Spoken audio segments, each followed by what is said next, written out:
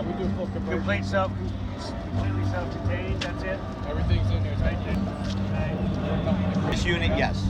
The retail price is $29.99, and it comes with the 300 watt panel and the cables, charging plug, and 3,000 watt unit, $29.99, $1 a watt. That's 2,900. And this, the yellow one? This is a 2,000 watt unit with a 4,000 watt surge. These batteries at fully charged have 1,850 watt hours in it, depending on what you're using, what you're powering. If your fridge pulls 100 watts an hour, it'll run for 18 and a half hours without having to be recharged. With the 3,000 watt unit, that carries fully charged 2,985 watt hours.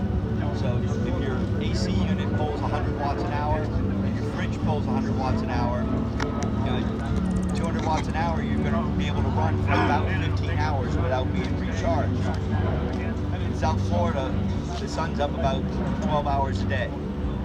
And the solar panels can be engaged, charging the unit while you've got stuff plugged into it.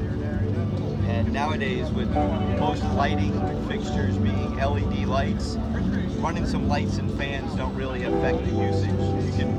You can run it for days if you're just running lights and fans. And this RV trailer over here, this Mini-Max, we had the 3,000 watt unit plugged into this right here.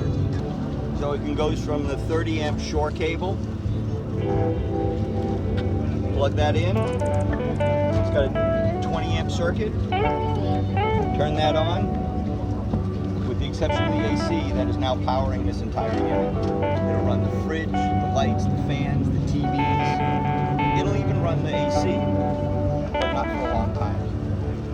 We had the AC on for about 2 hours and it sucked out about 25% of the charge.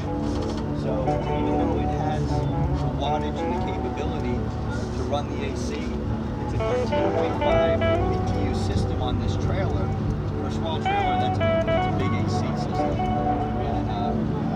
And it has the capability of running it for a little while, but you don't want to drain the unit overnight, running the AC all night long. But it will take the bite and the heat off of it.